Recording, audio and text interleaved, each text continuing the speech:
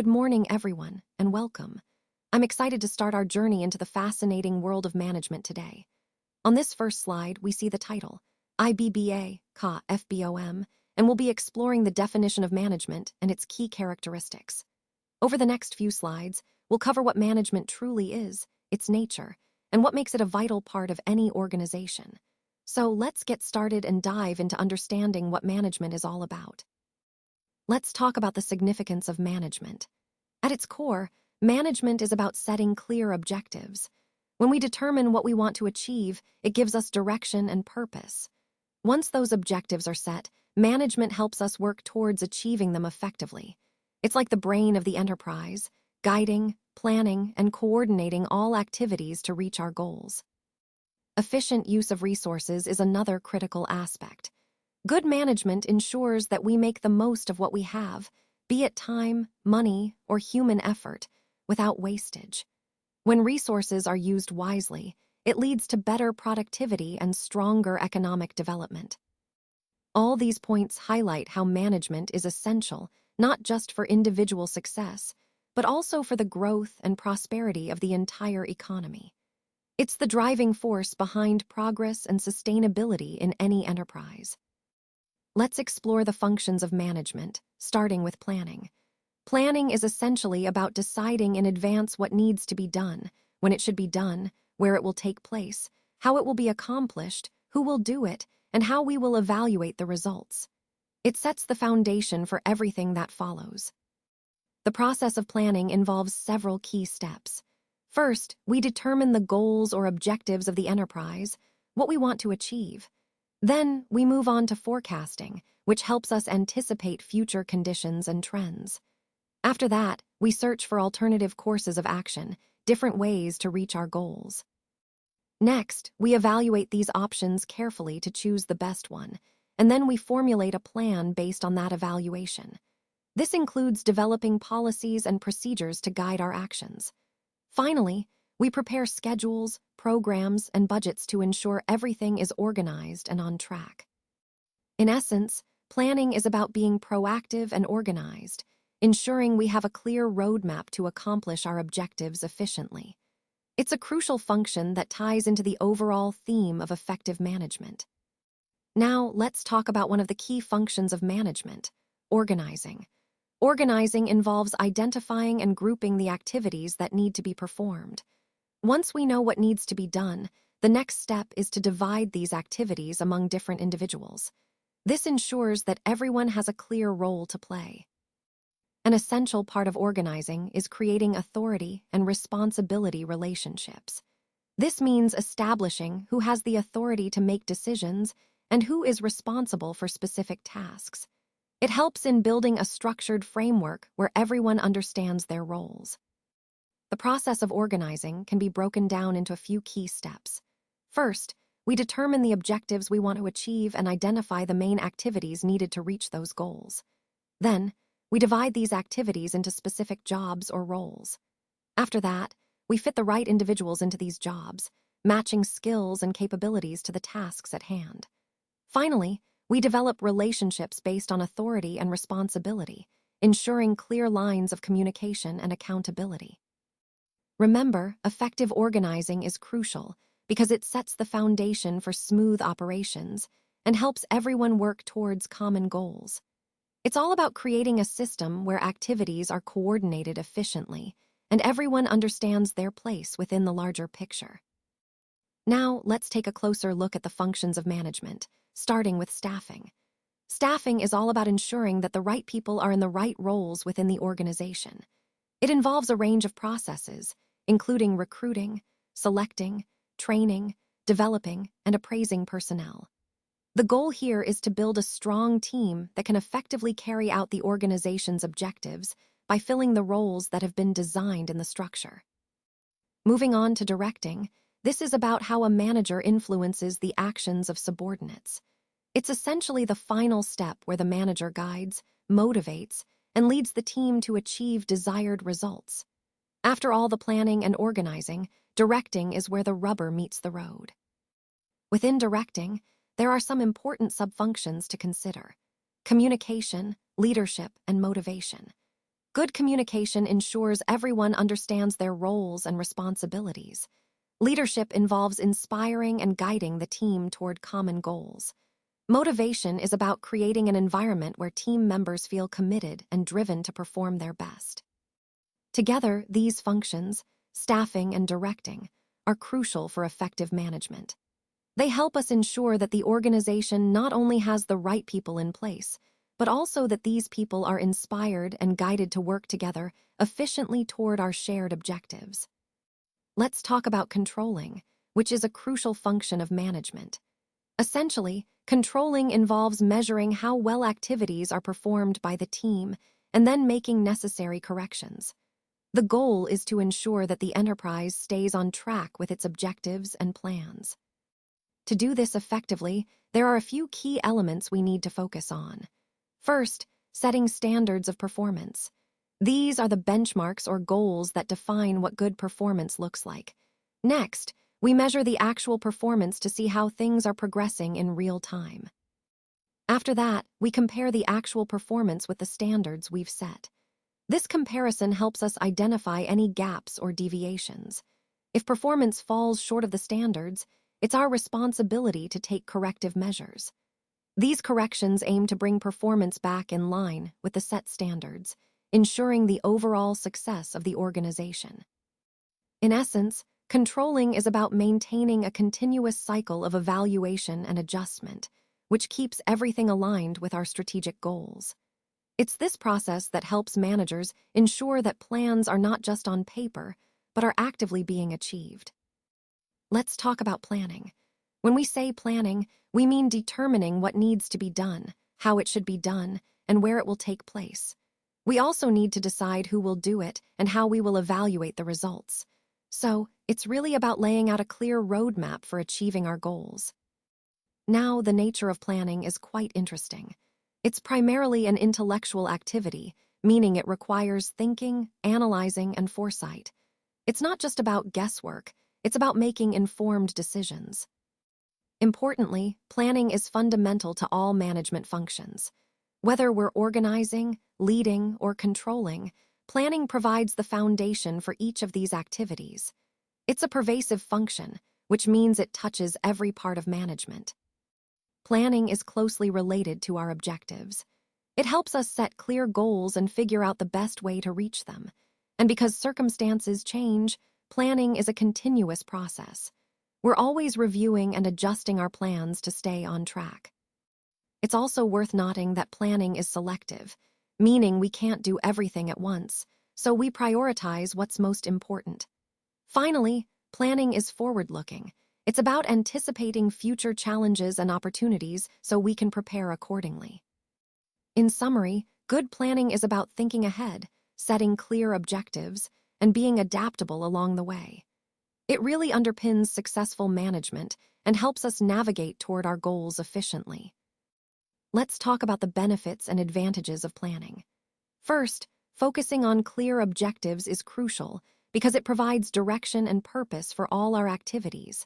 When we have well-defined objectives, it helps us minimize uncertainties, so we can better anticipate challenges and reduce surprises along the way. Planning also facilitates control, meaning it allows us to monitor progress and make adjustments as needed to stay on track. It improves coordination across different departments or teams, ensuring everyone is working towards the same goals efficiently. Another key benefit is that it secures economy. By planning ahead, we can optimize resources and avoid waste, ultimately saving costs. Planning also encourages innovation because when we set clear goals and anticipate future needs, we're more likely to think creatively about solutions and improvements. Finally, effective planning enhances our competitive strength, giving us an edge in the marketplace by being more organized, proactive, and adaptable. Overall, these benefits show that planning isn't just about setting goals, it's about creating a solid foundation for sustained success. Let's talk about some limitations of planning that we often encounter. First, it can be quite an expensive process, requiring significant resources and investment. Then, there's the challenge of non-availability of data, which can really hamper effective planning. Additionally, sometimes planners themselves may face difficulties, whether due to limited expertise or experience. Rigid administration is another issue, as strict rules and inflexibility can slow down or hinder the planning process. Now, when we look at forecasting, it also has its limitations. Predicting the future isn't always precise, and unexpected changes can disrupt our plans. So, how do we overcome these limitations?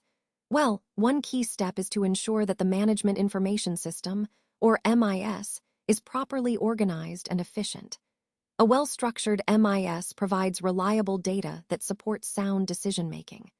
Coupling this with a system of forecasting, along with a keen insight into the dynamics of the future environment, can greatly enhance our planning accuracy.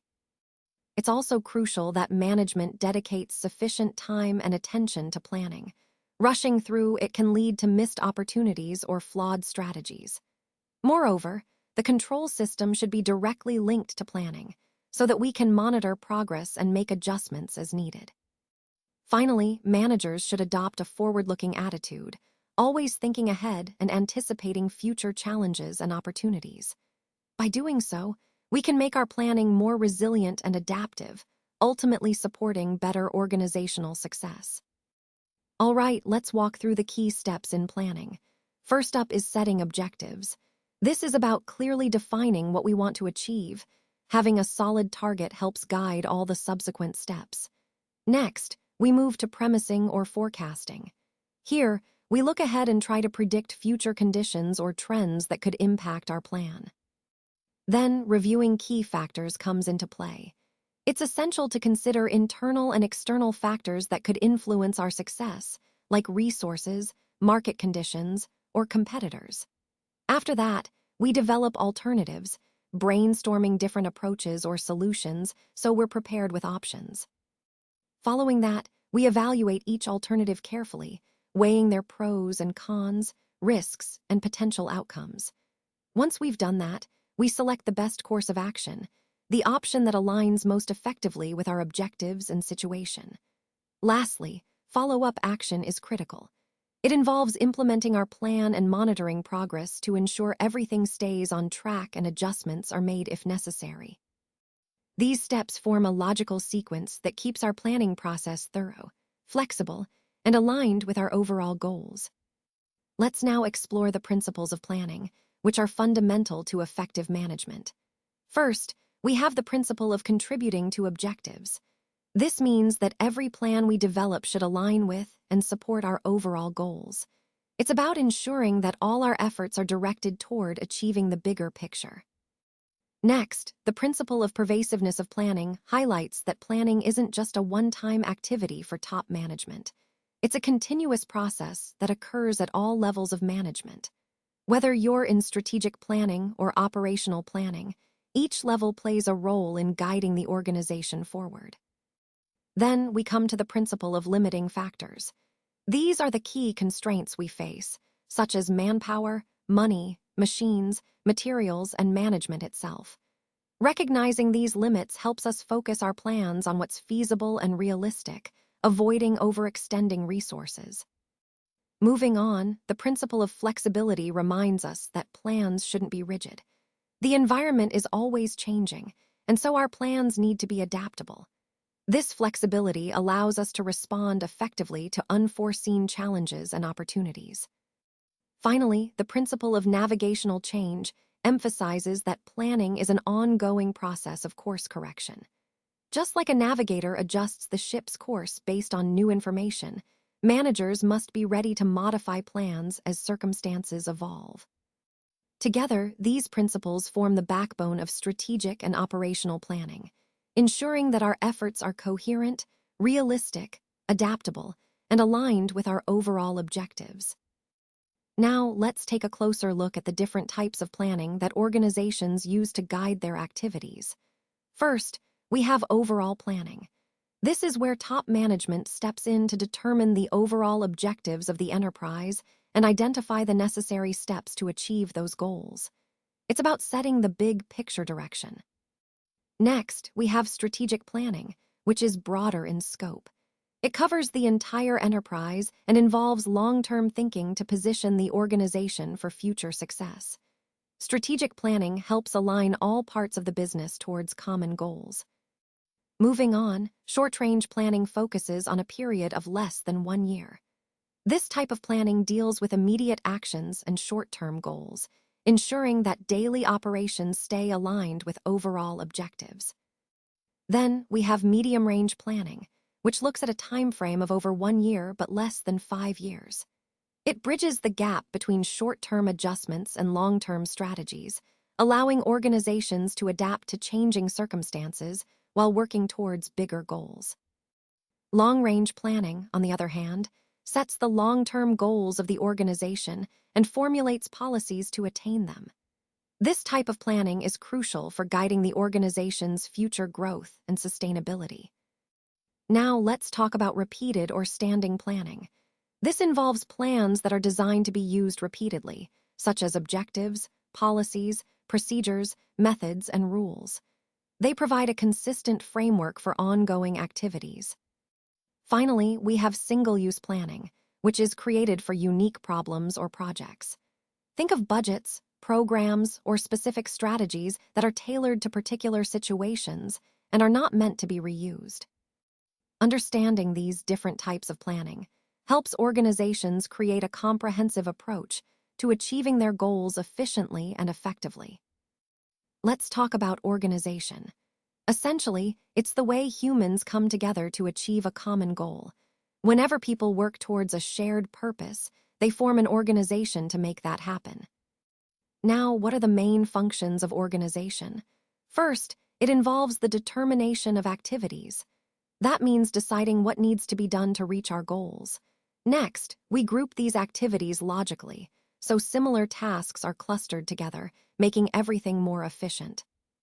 Then, we have the allotment of duties to specific persons. This step ensures everyone knows what they're responsible for. Along with that comes delegation of authority, which is giving the right people the power to make decisions and act within their roles. Defining relationships is also crucial. Clarifying who reports to whom helps prevent confusion and streamlines communication. Finally, coordination of various activities ties everything together, making sure all parts work smoothly and harmoniously. All these functions are interconnected and essential for effective organization, helping us achieve our objectives more efficiently and effectively. Let's take a closer look at the principles of organization. First, we have the principle of definition, which emphasizes the importance of clearly defining roles and duties within an organization. Next, the principle of objective reminds us that every organization should have clear goals guiding all activities. The principle of specialization or division of labor highlights that dividing tasks among individuals increases efficiency and expertise. Moving on, the principle of coordination is about ensuring all parts of the organization work harmoniously towards common goals. The principle of authority establishes that there must be a clear chain of command to facilitate decision-making. Correspondingly, the principle of responsibility states that authority comes with accountability for actions taken. The principle of explanation emphasizes transparency and clarity in communication. The principle of efficiency encourages us to optimize resources to achieve the best results.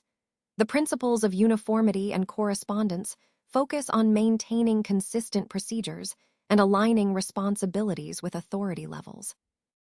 Another key concept is the principle of unity of command, which means each employee should receive instructions from only one superior to avoid confusion. The principle of balance and the principle of equilibrium balance are about maintaining stability within the organization, ensuring no part is overburdened or neglected. The principle of continuity reminds us that organizational processes should be ongoing and adaptable to change. The principle of span of control refers to managing a manageable number of subordinates under each supervisor for effective oversight. The principle of leadership facilitation highlights the role of supportive leadership in motivating and guiding teams.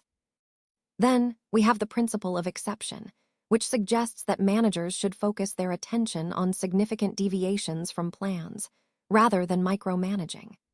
The principle of flexibility encourages adaptability in policies and procedures to respond to changing circumstances. The principle of simplicity and homogeneity stresses that processes should be straightforward and standardized for clarity and efficiency. Finally, the principles of unity of direction and joint decision emphasize that activities with the same goal should be coordinated under a single plan, and that collaborative decision-making fosters better outcomes. All these principles together form a comprehensive framework to create effective and efficient organizational structures. Let's take a closer look at the nature and characteristics of an organization. First, we have division of labor, which essentially means breaking down tasks into specific roles to increase efficiency and clarity. When tasks are divided properly, everyone knows what they're responsible for, leading to smoother operations. Next, we have coordination, which is about ensuring all these different parts work together harmoniously towards common objectives. Without good coordination, even well-defined roles can lead to confusion or duplicated efforts. Speaking of objectives, these are the goals or targets that guide the organization's activities. Clear objectives give everyone a sense of purpose and direction. Authority and responsibility go hand in hand. Authority refers to the power to make decisions, while responsibility is about being accountable for specific tasks. Proper balance here is crucial so that decisions are made effectively and responsibilities are clearly assigned. Finally, we have communication. Effective communication is the backbone of any organization. It ensures information flows smoothly between all levels. Good communication helps prevent misunderstandings and keeps everyone aligned with the organization's goals. All these elements, division of labor, coordination, objectives, authority and responsibility, and communication, are interconnected. Together, they shape the structure and functioning of an organization, helping it operate efficiently and achieve its goals. Organizing effectively is crucial for any enterprise, and it brings numerous advantages. For starters, it really helps facilitate administration, making day-to-day operations smoother and more manageable. When things are organized, management can work more efficiently, which means better decision-making and quicker responses to challenges. It also paves the way for growth and diversification, because a solid organizational structure provides a stable foundation to expand into new markets or develop new products. Plus, it ensures the optimal utilization of both material resources and human efforts, so nothing goes to waste, and everyone's skills are used to their full potential. Adopting new technology becomes easier within a well-organized system since it integrates seamlessly, enhancing overall productivity. Organizing also assigns appropriate importance to various activities within the enterprise, ensuring that critical functions get the attention they deserve.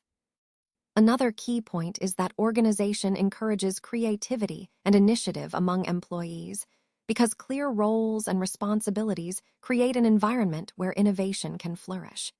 It also facilitates coordination across departments, which is essential for achieving common goals efficiently. Furthermore, a good organizational structure makes training and developing managerial personnel much more effective, as it highlights areas for growth and skill enhancement. Lastly, proper organization helps prevent the growth of secrecy, undue influence, or corruption by establishing transparency and accountability. All these points tie back to our overall theme, showing that effective organization is fundamental to sustainable success and healthy enterprise management. Now, let's look at the line organization, which is actually the simplest and one of the oldest types of organizational structures. In this setup, each department functions as a self-contained unit, responsible for its own tasks and operations. At the top, you'll see the board of directors overseeing the entire organization, followed by the general manager who manages overall activities. Below the general manager, there are key departments such as purchase, production, and sales. Each department has its own manager, like the purchase manager, production manager, and sales manager, who oversee their respective teams. Within these departments, you'll find assistants or foremen, like the purchase assistant or the foreman in production, who help coordinate daily activities. And of course, at the bottom of each chain, there are the workers who carry out the actual work. This structure emphasizes clear lines of authority and responsibility, making it straightforward and easy to understand. However, it can sometimes lead to silos, where departments might focus more on their own goals rather than the overall organization. Overall, the line organization reflects a simple, direct approach to management, and it's especially useful for small organizations or those with straightforward operations. It connects well with the overall theme of understanding different organizational structures and how they influence efficiency and communication. Let's take a closer look at the characteristics of a line organization. First, it's built around direct vertical relationships, meaning that authority flows straight from the top to the bottom of the hierarchy. This creates a clear chain of command, making it easy to understand who reports to whom. Departmental heads are given full freedom to control their respective areas, which helps in maintaining discipline and accountability within each department. Every member of the organization knows exactly from whom they should receive orders and to whom they are responsible for reporting. This clarity simplifies communication and reduces confusion. Because of this straightforward structure, the operation of a line system is very easy to manage and control. In this setup, senior members have direct control over their subordinates, allowing for quick decision-making and effective supervision. And importantly, each superior takes decisions within the scope of their authority, ensuring that responsibilities are well-defined and actions are aligned with the organization's overall goals. Overall, the line organization emphasizes simplicity, clear authority, and direct communication, which helps in maintaining an efficient and disciplined work environment. Now, let's take a closer look at the advantages of a line organization. One of its key strengths is simplicity. It's straightforward, making it easy to understand and operate.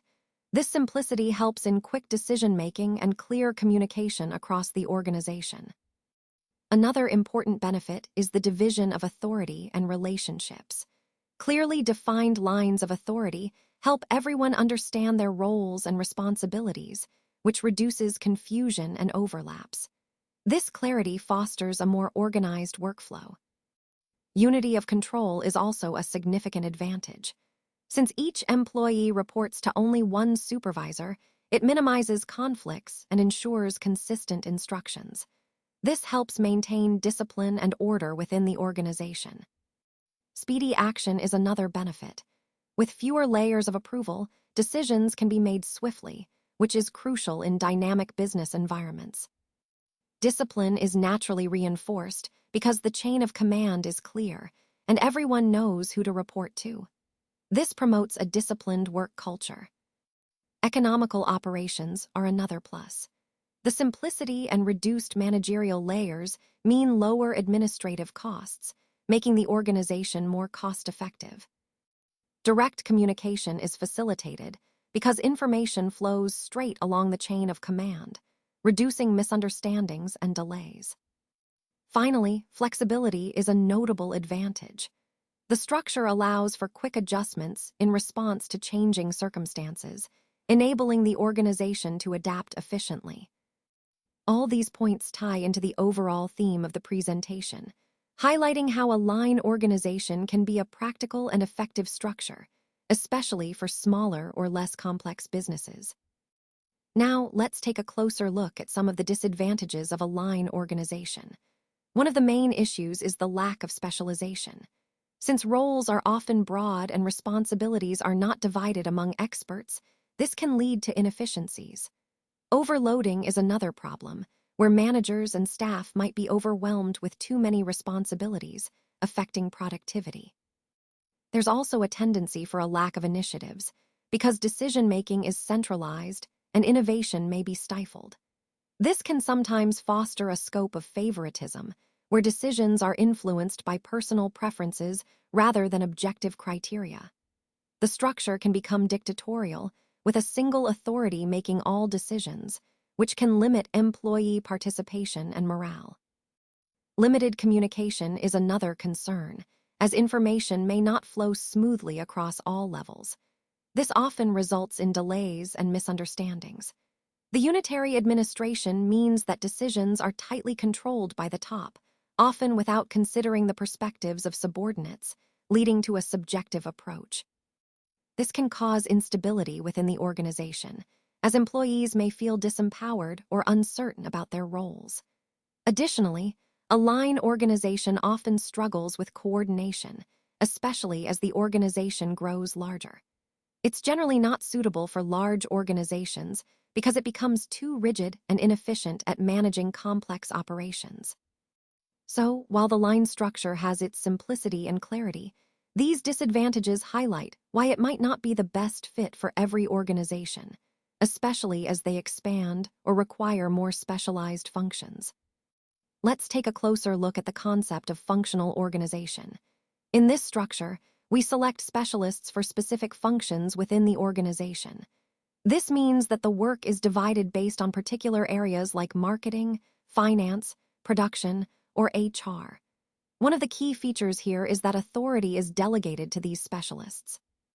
They have the right and power to give commands within their designated areas, which helps streamline decision-making and ensures expertise is applied to each function. It's important to note that decisions in this setup are typically made after consulting the functional authority, ensuring that there's coherence and consistency across the organization. Finally, the responsibilities of this functional authority are discharged by executives and supervisors who oversee their respective areas. This structure allows for clear specialization and accountability, which ties into the overall goal of creating an efficient, well-organized company. Let's take a closer look at the advantages of a functional organization. One of the key benefits is the benefit of specialization. When tasks are divided into specific functions, each team or department can focus on what they do best, leading to higher quality work. This also allows for the application of expert knowledge, as specialists can tackle complex problems more efficiently. Another advantage is reducing the workload on individual managers and employees, since responsibilities are clearly divided. This division of labor results in greater efficiency across the organization. Additionally, with clear supervision within functions, managers can oversee their teams more effectively, ensuring standards are maintained. Having specialized departments also provides relief to line executives, who can then concentrate on strategic decisions rather than getting bogged down in day-to-day tasks. Moreover, this structure promotes cooperation within departments, as team members work together towards shared goals. In terms of production, functional organization supports mass production by enabling streamlined processes and economies of scale. It also adds a degree of flexibility, as departments can adapt to changing needs without disrupting the entire organization. Overall, these advantages demonstrate how a functional structure can enhance efficiency, expertise, and adaptability, key themes that help us understand how organizations can operate more effectively. Now, let's take a closer look at some of the disadvantages of the functional organization. One major challenge is the complex relationships that can develop. Because everyone is grouped by specialized functions, communication can sometimes become complicated, leading to misunderstandings or delays. Discipline can also be difficult to maintain, as employees might prioritize their own department goals over the overall company objectives. Overspecialization is another issue. When employees focus too narrowly on their specific tasks, it can limit flexibility and innovation. Coordination across departments often becomes ineffective, making it harder to work towards common goals. This can slow down decision-making and project progress. Speaking of speed, the speed of workers might be slower too, as tasks have to pass through multiple levels of approval or departments. Centralization is another concern. Decision-making tends to be concentrated at the top, which can cause delays and reduce responsiveness at the operational level. Additionally, there's often a lack of responsibility. Since roles are so specialized, accountability can become blurred, making it harder to identify who is responsible for certain outcomes. Finally, poor administration can creep in due to these complexities, leading to inefficiencies and a less agile organizational structure overall. Understanding these disadvantages helps us appreciate the importance of choosing the right structure for effective management and growth. Now, let's take a closer look at the types of organization, starting with the line and staff organization. This is essentially a blend of two fundamental structures: the line organization, which is straightforward and direct, and the functional or staff organization, which introduces specialized support to enhance efficiency. By combining these, an organization can benefit from clear authority lines while also leveraging expert advice and services. Moving on to the types of staff, we have personal staff. These are individuals who assist specific managers or officers, helping them carry out their responsibilities more effectively. Think of them as personal aides or assistants dedicated to supporting key personnel. Next, there are specialized staff members. Their role is to provide expert services across various levels of the organization. Whether it's technical support, legal advice, or other specialized functions, they serve the entire organization by offering their expertise. Finally, we have the general staff assistants. These are groups of people who provide advice and support to top management. Their main role is to ensure that decision-makers have the right information and guidance to steer the organization in the right direction. Connecting all these points, understanding the various types of organization and staff, helps us see how a company can structure itself to operate efficiently and effectively, combining authority, expertise, and support at all levels. Let's talk about the advantages of a line and staff organization. First, it really helps workers to work faster and more efficiently. When roles are clear, tasks are completed more smoothly. All members perform the work assigned to them, which keeps the workflow organized and effective. Another key benefit is that this structure allows the organization to make good use of staff officers' experience and advice. Their insights contribute greatly to decision-making and problem-solving. Speaking of decisions, line officers are able to make sound and timely decisions because they have clear authority and responsibility. This setup also makes it easier to introduce new technologies into the organization. Since the structure is clear, adopting innovations becomes smoother and more manageable. Additionally, the workload of line officers is reduced to a certain level, freeing them up to focus on strategic issues rather than getting bogged down in every detail. Overall, this organization promotes efficient functioning of work, ensuring everything runs smoothly and effectively. And importantly, it upholds the principle of unity of command, meaning each employee reports to only one superior, which helps prevent confusion and conflicting instructions. So, in summary, a line and staff organization enhances speed, clarity, expertise, and decision-making, all critical for achieving organizational goals effectively. Let's now discuss some disadvantages of the line and staff organization. One key issue is that confusion can sometimes arise regarding the true extent of authority. This can lead to conflicts and misunderstandings about who is responsible for what. Additionally, controlling line officers can be quite challenging. Since they are directly responsible for operations, ensuring they follow policies and directives isn't always straightforward.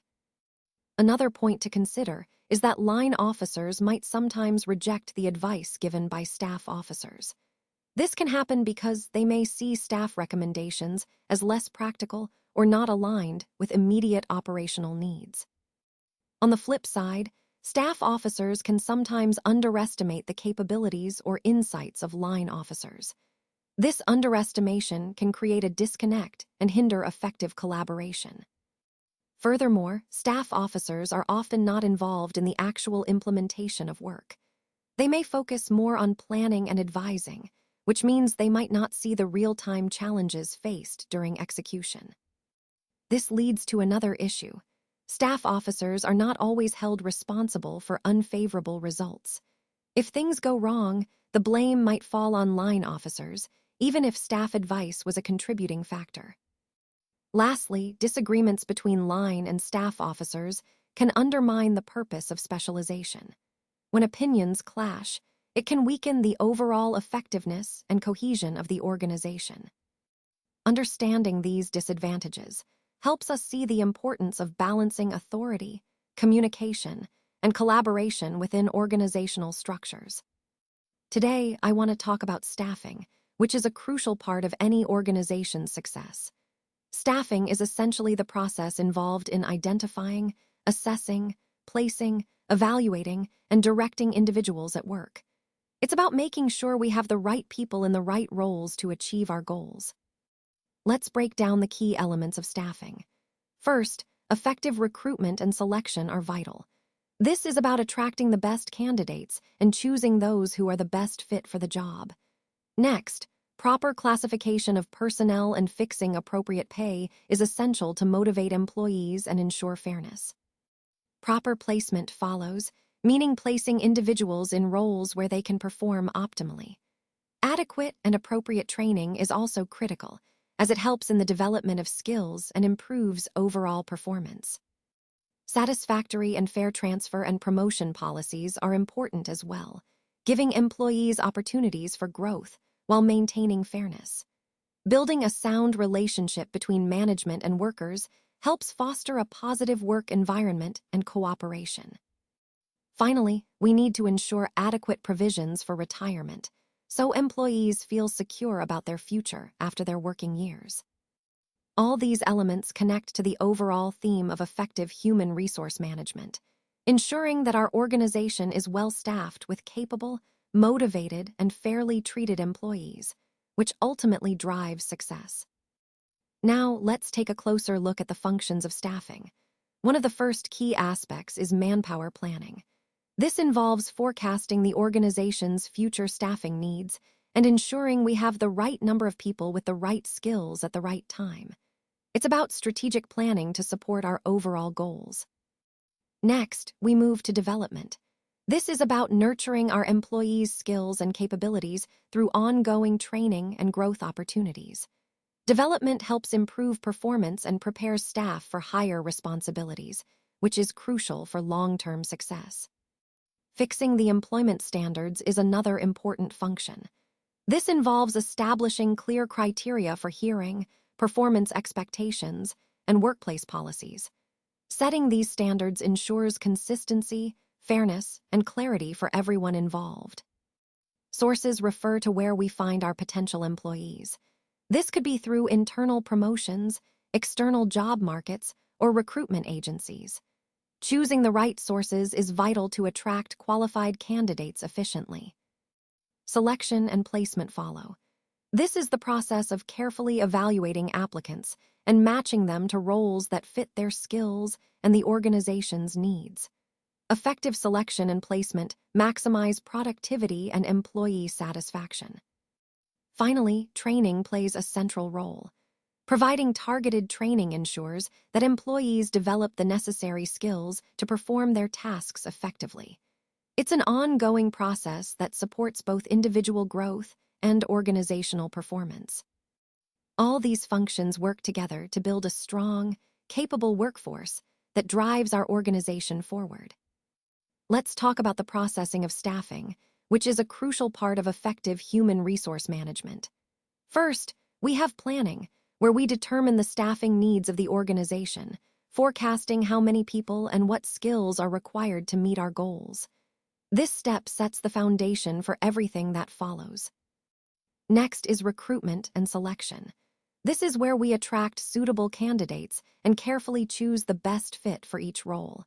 It's about finding talent that aligns with our organizational culture and objectives, ensuring we build a strong team. Then we move on to training and development. Once we've onboarded new staff, investing in their growth is essential.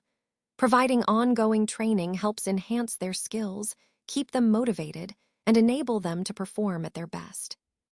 Finally, performance operation involves continuously monitoring and managing employee performance.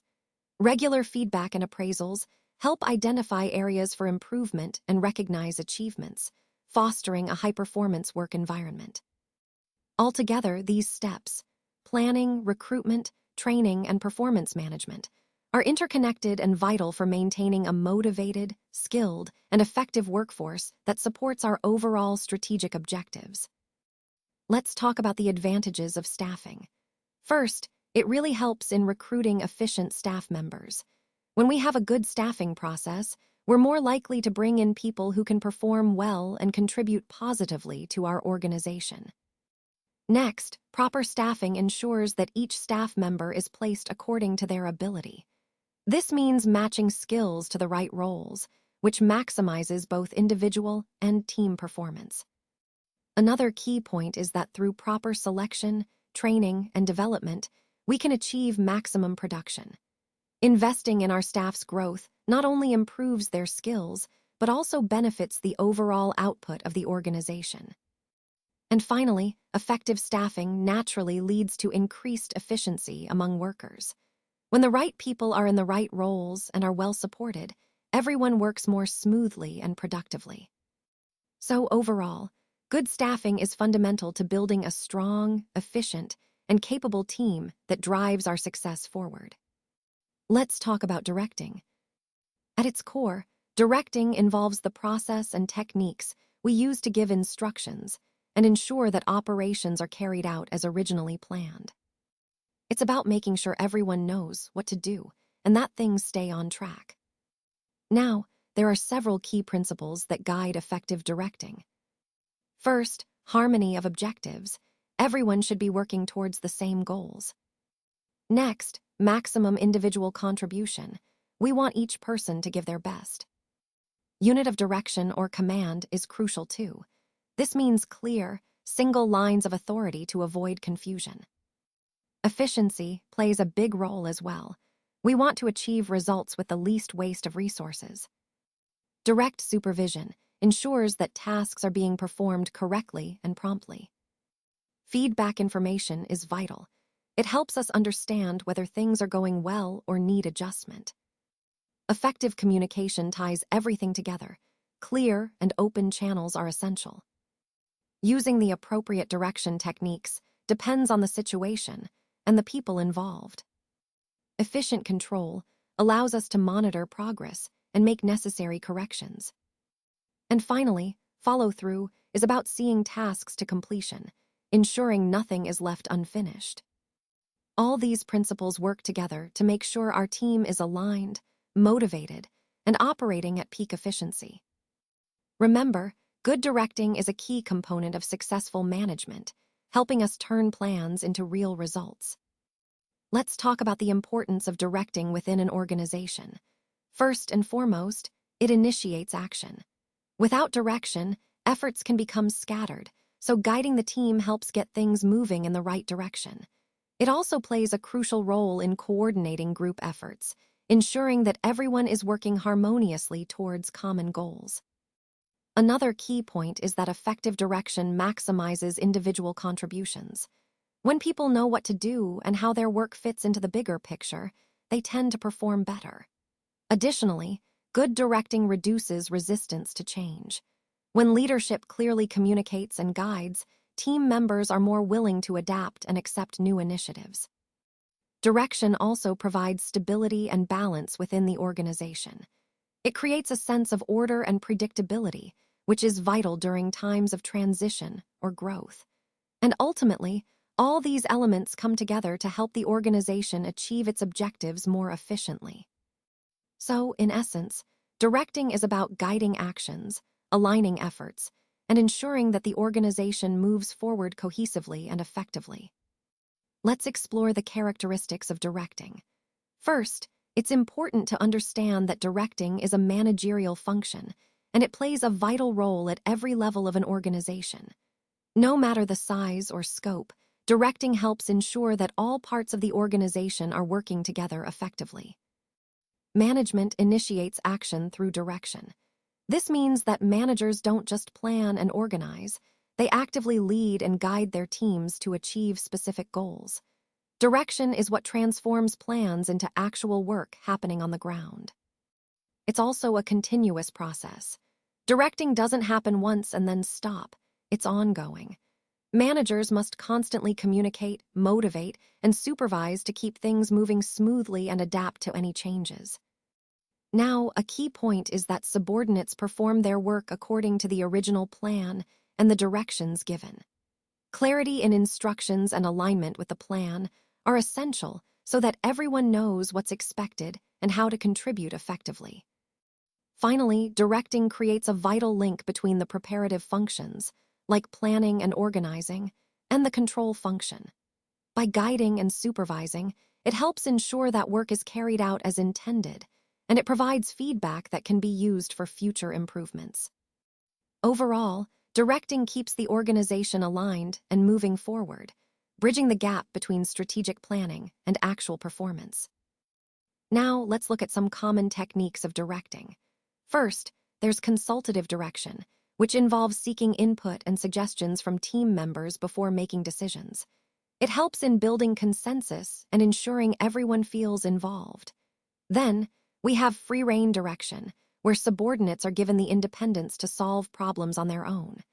This approach works well when team members are experienced and confident. Lastly, there's autocratic direction, where the leader makes decisions independently and expects compliance. This style can be useful in situations requiring quick action or when the leader has clear authority. Understanding these techniques helps us adapt our leadership style to different scenarios and team dynamics, ultimately supporting our overall goal of effective management. Aaj hum baat karenj joint Hindu family business ki bar main. Iska matlab hai, agar koi business ek Hindu ki dwara set up kiya gaya ho or usk baad usk family members ki dwara chalaya jata ho, to use joint Hindu family business Kate Hain. Ye ek cause terra ka business structure hai jo, hammer samajmain bahat purana or prachan hai. Ab bot cart hain isk features kai. Sabs pela, formation, yani kai ya business us vyakti ki janam ki soth hai bana leet hain. Iska membership by janam ki soth hai hota hai, yani family ki har sadasya kai ismin jaga hoti hai. Management kai bot karen, to ismin sabs bade vyakti, jais karta Kate hain, business ko chalata hai. Karta kai zimadari hoti hai business kai dekapil or decision lean kai. Liability key point P, Karta kai liability unlimited hoti hai. Iska matlab hai kai agar business par koi by cars ya nuksan hota hai, to uski puri sempati si bara ya sakta hai. Baki family members kai liability limited hoti hai, jo shares ki anusar hoti hai. Registration kai bot karen, to ya compulsory nahi hai. Iska matlab hai kai isko register karwana zaruri nahi hota. Lekin registration si business kai legal validity bad jati hai. Dissolution, yani kai business ko kadam karna, kays hota hai. Ismin sabhai members kai notification ki soth business ko dissolve ki ajata hai. Agar koi minor member ho, to koi restriction nahi hoti, matlab kai minor by is business ka hissa ban sakta hai. Sabhai members ki rights ki bar main, to ya hai kai sabhai ki pause apne rights hain, jo un ki membership ki hisab si hoti hain. Ya business Hindu law ki tahat, governed hota hai. Iska matlab hai kai Hindu diharm ki kanun isk niyam banate hain. Continuity key perspective C. Ya business generations tak chalti rati hai. Yani kai ye ek paravarik business hai jo badti jati hai or aj by chalti rati hai. To ye tha ek overview of joint Hindu family business, jismi parivar kai unity, management, or liability ka bahat hai cause dihayan rakajata hai. Yedek bahat hai lokpriya or prachan business structure hai jo ajbai hammer samaj main apna ek mahat varakta hai. Now, let's take a look at the merits of a joint Hindu family business. One of the key advantages is that it is easy to form, which means setting it up doesn't require complex procedures. Decisions can be made quickly, allowing the business to respond promptly to changes or opportunities. It also ensures continuity, as the business can survive beyond the lifetime of individual members, thanks to the family structure. Secrecy is another benefit, since family businesses tend to keep their affairs private, which can be an advantage in competitive markets.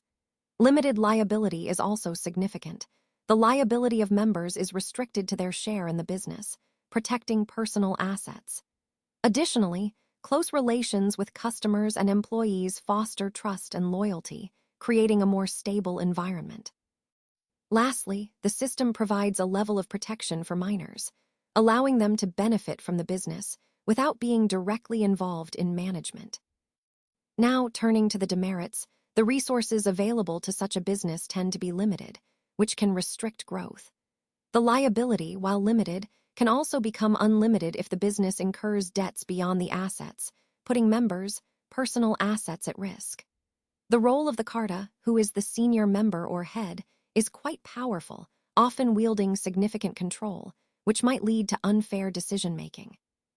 Furthermore, the managerial skills within a family business can be limited, especially if family members lack professional expertise.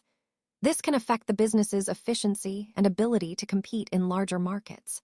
So, while a joint Hindu family business offers many benefits rooted in family unity and trust, it also faces notable challenges that must be carefully managed. Let's talk about what a partnership really is. Essentially, a partnership is a relationship between two or more persons who agree to carry on a business together. The main goal here is to work collectively with the hope of making a private profit. Now, there are some key features that define a partnership. First, there's a limit to the number of members, up to 20 for most types of business, but if it's a banking business, that limit drops to 10. This helps keep the partnership manageable and organized. Next, an agreement is fundamental. This is the mutual understanding or contract that outlines how the partnership will operate, the roles of each member, and how profits are shared. It's also important that the business carried on is lawful, meaning it must be legal and compliant with all laws and regulations. Sharing of profits is a core element. Partners agree to share the earnings according to their respective contributions or as specified in their agreement. Another key point is the agency relationship. Each partner is considered an agent of the partnership, which means they can bind the partnership to contracts and obligations within the scope of the business. However, one critical aspect to remember is unlimited liability. This means that if the partnership incurs debts or liabilities, each partner is personally responsible, and their personal assets can be used to settle those debts. All these features help us understand the structure and risks involved in a partnership, which is essential to consider when deciding if this form of business is right for you. Let's talk about partnership and its merits first. One of the biggest advantages is the ease of formation, which means setting up a partnership is relatively simple compared to other business structures. It also allows for more funds or capital because multiple partners can pool their resources together. Sharing of risk is another key benefit, as the burden doesn't fall on one person alone. Decision-making tends to be more balanced since all partners have a say, and pooling skills brings diverse expertise to the table. Secrecy can be maintained more easily in a partnership, especially if it's a small one. There's also flexibility in how the business operates, allowing partners to adapt as needed. Plus, partnerships offer scope for expansion, enabling growth through additional partners or new ventures. Now, of course, there are demerits to consider as well. Resources can be limited to what the partners bring in, which sometimes restricts growth. There's also the risk of unlimited liability, meaning partners are personally responsible for the business debts. Conflicting interests might arise if partners have different visions or goals, which can complicate decision-making further. Another concern is the risk of implied agency, where one partner might make decisions that bind the entire partnership without proper consensus. The non-transferability of interest means a partner can't simply sell their share easily, which can complicate exit strategies. Decision-making can also be delayed due to disagreements or the need for consensus. Less public confidence can be an issue, especially compared to corporations. And finally, the uncertainty of existence, since a partnership can be dissolved if a partner leaves or passes away, adds an element of instability. All these points highlight that while partnerships can be beneficial, they also come with specific risks and limitations that need careful management. Let's talk about the different types of partnerships. First, we have partnership at will. This is when a partnership is formed to carry on business, but there's no specific period of time set. It essentially continues until the partners decide to end it. It's flexible and often depends on the mutual agreement of the partners. Next, we have particular partnership. This type is created for a specific purpose or a set period. For example, if partners come together to complete a certain project or work for a fixed duration, that's a particular partnership. It's like a temporary arrangement with a clear end goal or timeline. Then there's the joint venture. This is organized for completing a specific project during a certain period, often involving collaboration between different entities or partners who pool resources for that project only. Understanding these distinctions helps us see how partnerships can be structured based on the needs and goals of the partners. Each type serves different business scenarios and strategic objectives, connecting to the overall theme of how partnerships facilitate business growth and cooperation. Now, let's take a closer look at the different types of partners. First, we have the active partner. This is someone who actively participates in the day-to-day operations and management of the partnership. They are directly involved and contribute to decision-making and running the business. Next, there's the sleeping or dormant partner. This partner invests capital but doesn't take part in the daily activities. They remain passive. Moving on, we have the secret partner, who is unknown to the general public. They might be involved behind the scenes, but their identity isn't revealed publicly. Then, there's the nominal partner. This person is known by name, but they don't contribute any capital or partake in the business operations. Their role is mostly symbolic or honorary. We also have the partner by estoppel. This is someone who, through their actions or dealings, is considered a partner, even if they haven't formally agreed to it. Their conduct leads others to believe they are a partner, and that can have legal implications. Lastly, we have the partner by holding out. This individual pretends to be a partner, perhaps by acting as if they are, and as a result, they may be held liable as one. Understanding these different types of partners is crucial, because each comes with distinct rights, responsibilities, and liabilities, which ties back to our overall theme of partnership structures and their legal implications. A joint stock company is essentially a voluntary association of individuals who come together with the primary goal of making profits. What makes it distinct is that their capital is divided into transferable shares, which means shareholders can buy and sell these shares easily. Importantly, owning shares is a condition for membership, so your ownership and participation are linked through these shares. Now let's talk about some key features. First, it has a distinct legal entity, meaning it's recognized as a separate entity from its owners. This gives it the ability to own property, enter into contracts, and sue or be sued in its own name. It also has perpetual existence, which means the company continues to exist regardless of changes in ownership or management. It's not tied to the lifespan of its founders. Limited liability is another crucial feature. Shareholders are only liable up to the amount they invested, protecting their personal assets from business debts. Transferability of shares allows shareholders to sell their shares to others without disrupting the company's operations.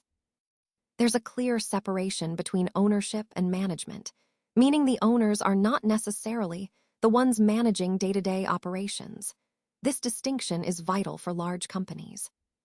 The company also has separate property, meaning its assets are owned by the company itself, not the shareholders. And finally, the presence of a common seal signifies the official approval of the company. It's a symbol of authenticity and authority in official documents. All these features together make the joint stock company a flexible and robust form of business organization, especially suited for raising large amounts of capital and conducting extensive business activities.